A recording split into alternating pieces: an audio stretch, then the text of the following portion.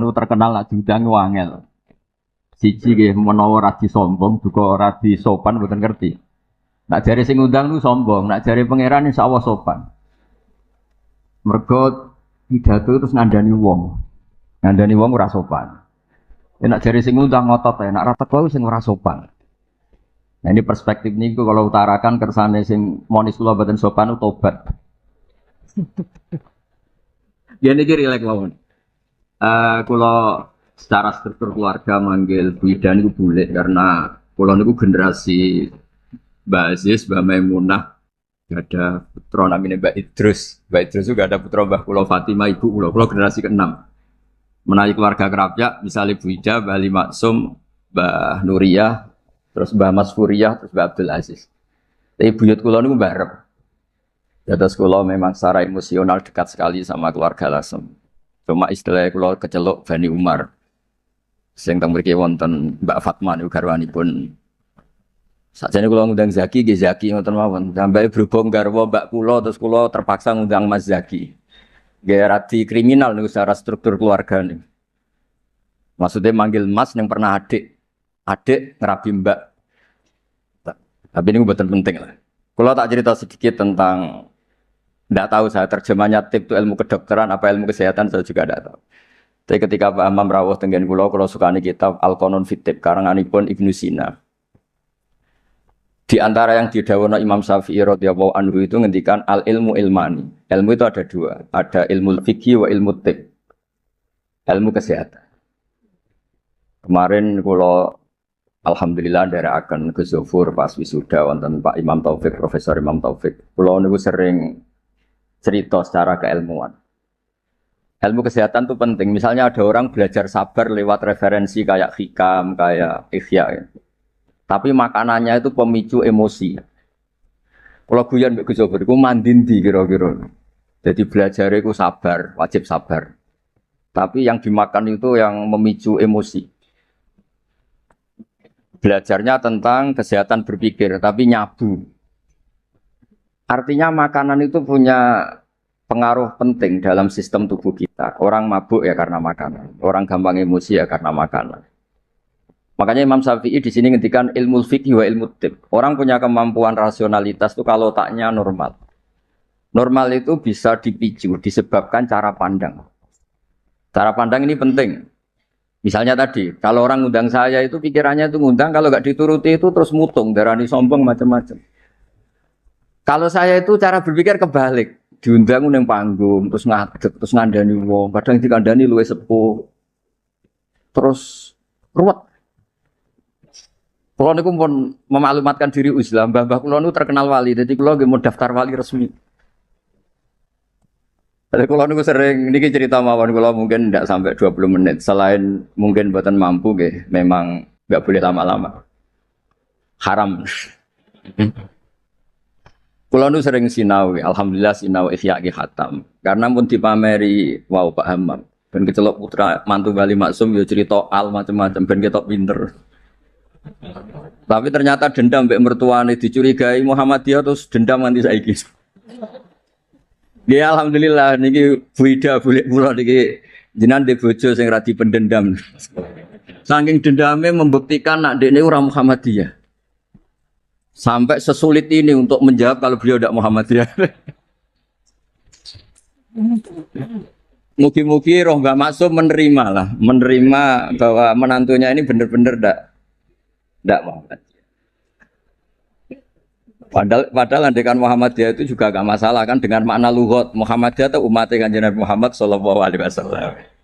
Jadi Muhammadiyah itu bisa nama ormas, bisa nama umatnya Rasulullah sallallahu alaihi wasallam. Dulu Mbak Maksum ini cerita, Mbak Maksum dari sekian wasiat paling populer di keluarga Mbak Maksum itu, kowe kudu belo NU, tapi ora usah ngelek-ngelek Muhammadiyah. Itu masyhur, itu terdokumen di antara wasiatnya Mbak Maksum. Dan alhamdulillah saya tadi diderekno Mbak cucu Mbak Abbas, Kolonel Nafis itu cucu Mbak Abbas.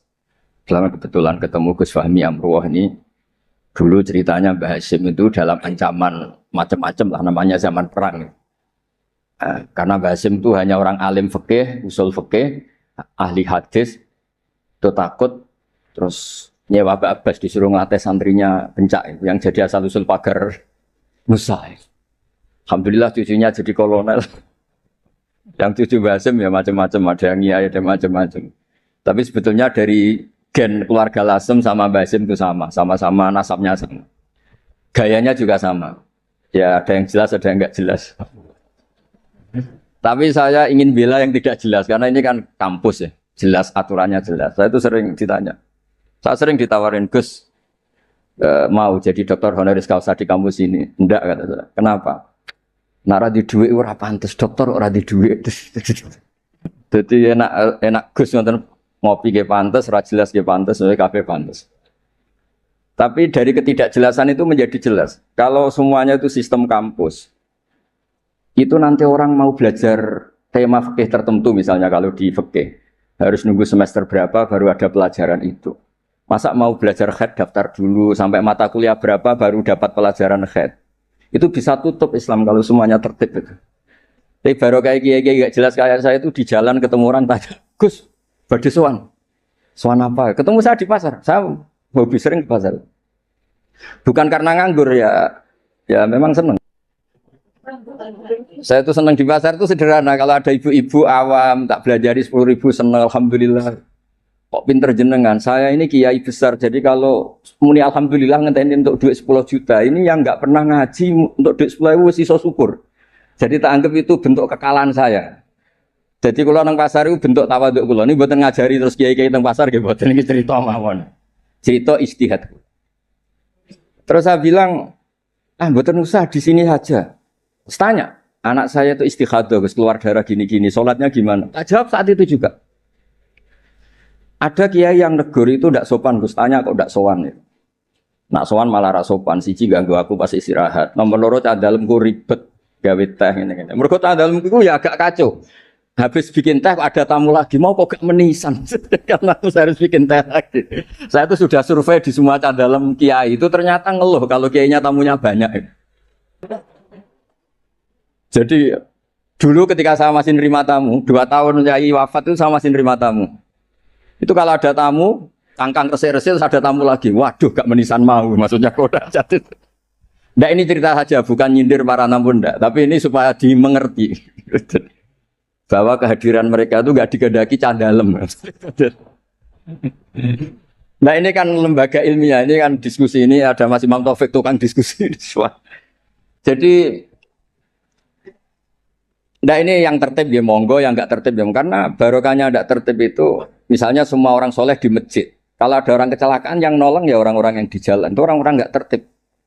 Tapi itu efektif itu. Ada orang tersesat yang nolong mereka, kecelakaan mereka, ada orang jambret yang nolong mereka. Jadi umat Islam itu di mana saja itu baik. Yang jalur kampus ya baik, yang jalur nggak tertib kayak saya juga baik.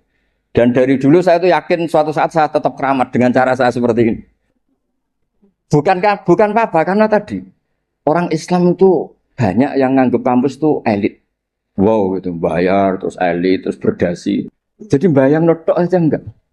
Kalau cerita Pak Imam Taufik pertama kuliah itu sudah bayangkan di wisuda. Kata beliau pas di sana pertama masuk, itu sudah bayangkan di wisuda. Kalau di pondok kan enggak. Wong Islam taluan mondok, sekian ini ra jelas, waduh ra jelas ini santai. Jejak jagungan, mau ditakoki, kowe candi le. Ngapak, ngapak, santai. Ya pokoknya agak jelas. Tapi dari cerita agak jelas itu saya punya argumentasi ilmiah. Yang milih jalur ini, saya kan tidak perlu cerita yang jelas-jelas tadi beliau sudah promosi sampai sebegitu hebatnya. Hebat, betul. Soalnya top lah. Cara tahadus bin Emah itu top. Tidak tahu tahadus apa sponsor, tidak tahu. Tergantung niat itu. Saya juga nanti insya Allah hormat keluarga Gus Asim di keluarga Kiai Nawawi baca hikam. Jadi memang saya ini mohon maaf, saya itu susah diundang. Bukan apa-apa, memang saya punya bapak namanya Kiai Nur Salim itu punya abah namanya Mbah Nur Sam itu nggak pernah keluar rumah. Jadi saya punya sanad gen keluarga yang suka di dalam. Jadi saya ini bapaknya bapak saya itu nggak pernah keluar dari rumah, itu terkenal sekali dan ya beliau juga dari gen-gen yang suka tirakat. Saya jarang cerita itu karena beliau itu puasa mulai dulu sampai wafat. Jadi saya jarang cerita karena takut. Nah, jenengan kok boten ngoten Gus. Jadi makanya. Makanya saya lebih sentuh cerita gen dari ibu karena keluarga Lasem tuh rileks ngopi-ngopi, cangkruk, semuanya santai. Ya alhamdulillah kok punya sanad begitu gitu. Saya cerita secara ilmiah. Suatu saat Rasulullah Shallallahu Alaihi Wasallam itu mau haji wada. Haji wada dipapak sama Imro'atun bin Khosam. Yang diceritakan di situ tuh sangat besar ya. Imro'atun bin Khosam itu cantik sekali. Nabi murdifun Fadl bin Abbas, Al-Fadl bin Abbas. Fadl karena ganteng ya melihat perempuan tadi. Perempuan ini karena Fadl ganteng ya dilihat. Sama-sama melihat. Yang satu melihat orang cantik, yang satu melihat orang ganteng. Masyhur terus. Fasor Rasulullah wajal Fadl. Wajahnya Fadl dipalingkan sama Nabi. Kemudian Imro'atun bin Khosam tadi tanya. Saat itu juga di perjalanan. Nabi masih di atas unta. Ya Rasulullah, ya ini karena tadi Pak Hamam cerita alimnya tentang sorok naku ya saya cerita hafalan saya. Bahwa bapak saya punya anak saya itu tidak salah, bapak saya punya cucu saya itu tidak salah. Beliau kan ya cerita gitu. Dua anak ini ora rugi, so profesor, so jadi mantune Bali, so kondang terus sampai gedungnya di atas UMC gitu. Tidak tahu. Ini orang pinter kok pakai ukuran fisik tidak tahu. Kalau gedung itu kan fisik, tidak tahu cara berpikir gimana, tidak tahu. Karena saya ini alam rohani, ukurannya di klasmen kewalian, jadi itu kan nggak kelihatan. Jadi tidak tahu di klasmen berapa, tidak tahu.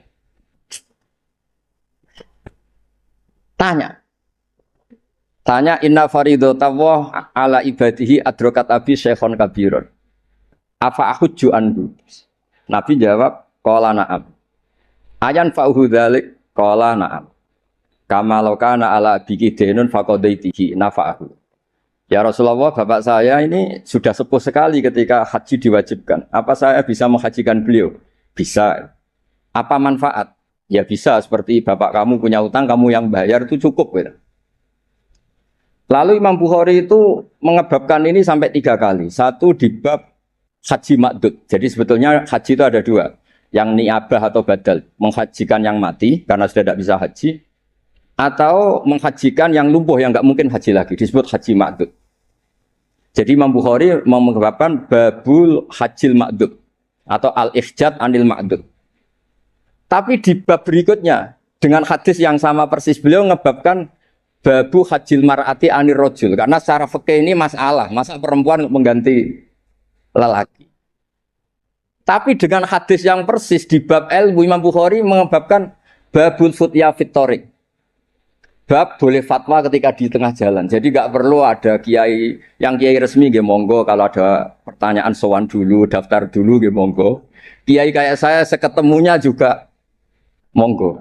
Saya itu 2005 itu tiap bulan ke Jogja di UI sama Profesor Zaini. Itu mesti ngebis. Ya mesti ada yang tanya. Jenengan Gus Mbak nggih. Wah, beneran Gus badhe tanglet. Niku kadang sampai Rembang sampai Semarang ora barbar. Sampai 20. Lo kok banyak betul. Mumpung ketemu Gus, nah jenengan disowani wangel. Ya barokahnya niku mboten bayar Pak Imam, dadi ikhlas.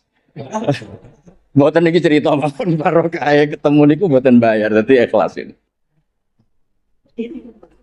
Jadi Indonesia ini berkah sekali, ada yang nekuni formalitas, ada Profesor Hamam, Profesor Imam Taufik, Gus Wofur, banyak. Ada yang nekuni yang kayak saya, tapi saya mohon yang kayak saya juga harus alim betul. Sehingga coba PPR formal terus uteknya juga agak jelas, visinya agak jelas. Asal usulnya juga agak jelas. Enggak boleh, harus tetap jelas. Supaya Islam ini bisa ada di mana-mana. Orang bisa tanya kiai kapan saja, di mana saja. Saya ini haji itu tidak mutawif, bayar. Saya umroh juga milih bayar daripada gratis di kongkonan. Saya berkali-kali ditawari Gus haji Gus gratis kira-kira mau mari gue kongkonan gitu. Umrah juga sering ditawani Gus jadi gak bayar raya. Duit 20 juta atau 30 juta ya jadi budak kata jadi kok kongkon-kongkonan gitu. Wis ngono arahe kon ngesahno pilihan KPIH ini. Kok cara fikih ra salah itu kon ngesahno wong fatwa orderan kan. Jadi rada repot kadang gitu. Kadang padahal secara fikih itu bisa diperdebatkan sah tidaknya. Bukan sah tidaknya haji ya ibadah yang bukan penting-penting ya. Nah, berkahnya orang kayak Bali Maksum yang nekuni keilmuan teng Termas, Bali Maksum ditemani Mbah Kula. Terus dulu misalnya Mbah Kula kandung lahirnya tesih teng Lasem bareng kalian Pak Hamid Pasuruan, niku sak rumah. Makanya kalau dikenal Bani Umar atau Ngasem ini selain dari partai Bani Umar. Karena Mbah Umar digarwa Mbah Maimunah, niku putrine Mbah Abdul Aziz. Jadi kalau lingkup lebih besar disebut Bani Abdul Aziz. Barokah Mbah Ali Maksum, terus beliau ngaji tentang Mbah Dimyati, riyen bareng putra-putrane Mbah Mahfud termasuk Mbah Muhammad. Punya satu putra namanya Mbah Muhammad, Gus Muhammad. Niku ilmu itu di mana-mana, sehingga kampung-kampung itu luar biasa Islam teng Indonesia. Ada syekh yang datang dari negara yang tertib sekali. Di Indonesia imam digaji berapa? Fasilitasnya apa? Di negara kami imam itu digaji 70 juta, fasilitasnya mobil BMW gini-gini. Kalau di Indonesia enggak. Kadang komat sendiri, adzan sendiri. Terus lucunya itu Mas Imam Taufik itu imamnya tetap bilang imaman lillahi ta'ala. Ditanya, kenapa bilang imaman tidak ada makmumnya? Makmumnya jin, Gus. Warga di kampung itu. Tapi uniknya syekh yang dari negara tertentu yang digaji itu digojlok sama Kiai Indonesia, Gus Wami. Makanya kamu jamaah terus, takut potong gaji ya. Karena dia digaji, difasilitasi. Kalau dia bolos itu potong gaji. Kaget saya, ternyata ini masalah dalam dunia ikhlas itu. Pertama mencibir Indonesia, imam nggak diperlakukan secara terhormat, nggak difasilitasi. Terus kata imam Indonesia, makanya jenengan sholat terus takut potong. Akhirnya saya ini sadar. Oh iya ya, bagus ikhlas. Ya artinya barokahnya nggak tertib itu juga hakikatnya tertib karena akhirnya ada masjid di kampung-kampung, nggak jelas pendirinya siapa, wakafnya juga sengketa, sertifikasinya juga sengketa, kiainya juga sengketa. Yang baru jadi takmir semangat pengajian besar, yang nggak takmir mutung, baru kayak mutung terus bikin masjid tandingan, akhirnya masjid di situ banyak, alhamdulillah. Pokoknya, nah, kiai itu harus punya kelapangan pandangan seperti ini supaya Islam itu di mana-mana. Kalau semuanya tertib, nanti prosedural. Masa mau tanya haji saja nunggu semester yang kebetulan ngajarkan apa? Haji. Wong sholatnya subuh mau tanya pakar fikih ngantornya jam 9, bisa ditemui jam 1. Pertanyaannya tentang sholat subuh. Subuh hari ini, kalau hari besok kan, iya, kalau hari ini kan, nah kalau kiai kan nggak ketemu di jalan tadi tanya, Gus, anak kula niku keluar terus darah ini ku sak dhuwure adat. Niku salat apa mboten? Biasanya kate berang dina 6 dina wis rudat ilal adat soal gerbar 6 dina hukum istikhadah ngene kan. Gak usah sowan Gus, gak ngel-ngelo cah dalemku kok. Ini mboten nyindir, maksudnya cerita, jadi mboten cerita. Jadi monggo lah istihad apapun tuh baik asal didasari keilmuan yang baik. Jangan sampai apa ya, karena kita punya pilihan istihad tertentu seakan-akan yang lain itu salah.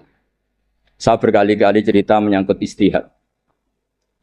Ya, saya ulang lagi, saya berkali-kali cerita tentang istihad dan dari sekian itu di antara yang mau saya baca di sini, nanti kitab ini saya tinggal mungkin bisa dipelajari menantu Bali Maksum yang bernama Profesor Hammam itu. Yang tadi cerita terus tentang bahasa Arab, kayaknya butuh legitimasi ini loh mantu Bali. Beliau khawatir kalau hanya dianggap pakar medis itu. Apalagi di depan keluarga Lasem. Darani raiso ngaji kan Yuhisin, mantu Bali Maksum. Jadi tadi maklumat terselubung lah, kira-kira gitu. Ini kata beliau kan ini tetap ingin ikut sunnah Rasulullah SAW. Ini saya bacakan. Ini kitab yang luar biasa. Ini namanya kitab Al-Milanul Kubro karangannya Imam Sa'roni. Ada perubahan yang enggak diduga para kiai-kiai Indonesia. Miranya perubahan itu kan masyhur kan fali wa yuruhu biadi, terus urutannya apa? Man ra'a minkum munkaron fali wa yuruhu biadi dulu ya. Terus bilisani, yang terakhir apa? Biqalbi. Itu umumnya kiai kan nafsiri biqalbi itu yang penting kamu enggak suka kemaksiatan itu. Yang penting Anda ngingkari atau enggak suka bentuk-bentuk perilaku maksiat itu. Tapi di sini ada dawuh ya makalah dari Imam Sa'roni. Ini bisa disemak nanti kitab ini saya tinggalkan. Saya tinggal maksudnya. Saya baca ya. Ketika watahiruhu bil qalbi likullil arifin alladzina ghalaba alaihim syuhudu ikhtiqarihim nufusahum ayyakunu nahina li ghairihim Fayatawajjahu ahaduhum bi qalbihi ila Allah azza wa jalla fi tahyiri dzalikal munkar fayakuffu dzalimu an dzulmihi wa syaribul khamri an syurbihi fa hadza huwa tahyiru haqiqatan. Jadi kalau menurut pakar ilmu hakikat fal yughayyiru bi qalbi itu Pak Hamam punya hubungan munajat dengan Allah nak dikandani ra kena tak madhep aku ning pangeran. Umat didongakno, dongane jenengan mandi terus semua orang itu baik. Jadi bikolbi itu menurut saya teori ini lebih masuk akal. Kalau biadihi itu aksi nyata melakukan perubahan bilisan, harusnya bilkolbi juga aksi nyata melibatkan kolbu untuk melakukan perubahan, yaitu munajat dipakai doa. Dan itu yang dilakukan para wali-wali ketika anak nakal itu mesti ngandani bapak ya coba kandani tok tirakati le. Dongakno tirakati. Orang ngandani nabok ra kasil, ngomel ra kasil, wis ora urusan. Ndak begitu maknanya biqalbi itu. Jadi biqalbi itu tawajuh sama Allah Ta'ala bilqalbi mendoakan yang sedang nakal supaya apa? Tobat. Jadi ini bentuk penghormatan kula kalian. Wida pernah bulik kula di struktur keluarga Lasem semua Bani Bali Maksum supaya ngikutilah bahwa kita ini tidak cukup untuk fisik kita ngelayani umatnya Rasulullah. Saya sering cerita ke orang-orang. Nah aku dari kiai apian hormat tamu mangane enak. Mungkin gajaran hormat tamu itu 10. Tapi ngel-ngelo candalem. Apa mana nak nyentak cepet tenang mateng. Goblok masake gak enak. Jadi hormati untuk poin 10, ngamuin untuk dosa 10. Kira-kira 50-50 lah kira-kira gitu. Pulau ini macam pulau. Sampean ndak harus ikut saya. Tapi tolong didengar. Tidak harus ikut tapi tolong didengar. Supaya seimbang. Nah, fatwa yang engkar bil qalbi itu memang bughdul mungkar itu wajib. Jadi teori yang terkenal, saya ulang lagi teori yang terkenal, melihat kemungkaran kita berubah biadi, enggak bisa, bilisan enggak bisa. Bil qalbi itu yang penting kamu bughdul mungkar karena hubul mungkar enggak mungkin enggak taat. Membenci mungkar itu taat, mencintai mungkar itu maksiat. Jika orang fikih juga enggak salah ketika bilang bil qalbi itu yang penting kamu anti kemungkaran, kamu benci kemungkaran. Oke, itu benar secara fikih. Tapi secara ilmu hakikat itu masalah. Masalahnya begini. Biadihi itu ikhtiar untuk bikin perubahan. Nah, bilisanihi juga ikhtiar untuk bikin perubahan. Ya harusnya biqalbi juga ikhtiar qalbu untuk bikin perubahan. Caranya apa? Tawajjuh ila Allah dengan berdoa. Nggih, paham nggih clear nggih? Mun wae jenengan mantu Bali Maksum tenan pun kula percaya. Wong iso cerita al ta'rif ya semacam-macam. Kula mau ngontak mandho. Ono wong iki Mas. Mpun mengke nak teng alam roh Bali Maksum kula matur mpun mboten ngarah Muhammadiyah. Masa untuk menjawab supaya gak dituduh Muhammadiyah sampai sesulit ini.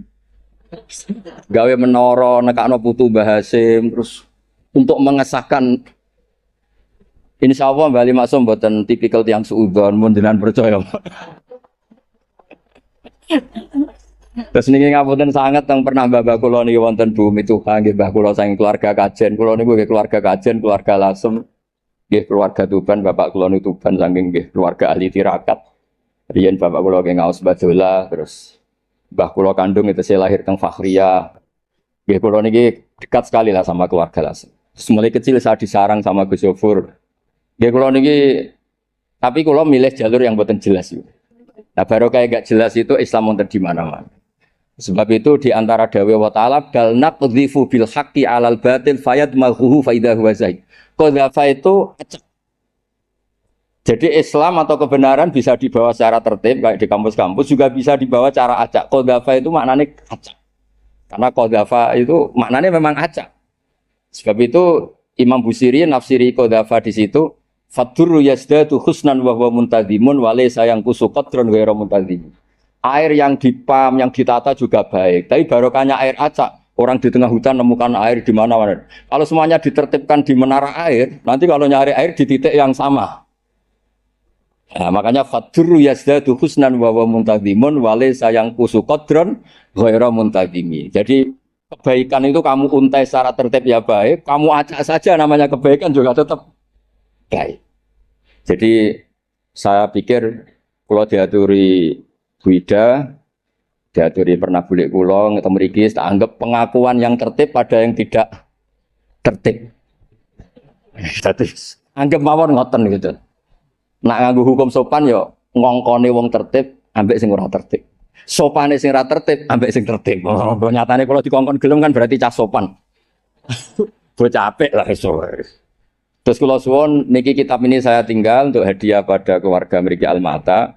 Jadi ada ulama yang mengatakan fal yughayyiru biqalbi niku artinya apa? Faya tawajjahu ahaduhum. Jadi pertama orang-orang sufi itu ya, ghalaba alaihim syuhudu ikhtiqarihim nufusahum. Mereka itu menganggap dirinya itu siapa sih? Saya ini tidak Tuhan, tidak Al-Mudabbir, tidak pengatur alam. Kalau ingin merubah alam, kita ini siapa sih kok menamakan diri sebagai pengubah alam, pengubah sosial, inspirator sosial. Kita ini siapa? Tidak siapa-siapa di depan Allah itu la haula wala quwata illa billah. Ya. Maksudnya benjenengan buat namen aku mbek sorop tak unggahno dadi makom hakikat. Mengke karena babanya Mbak Maksum nggih dugi Mbah Sambu, Mbak Ali Maksum nggih ibuke sang dugi Mbah Sambu. Nah Mbak Maksum dugi mriku Raja napa? Mahmud nggih. Nggih Sultan Mahmud. Jadi jenengan dadi mantune raja ya mantune wali. Mulane membela dirine sampai sak jam.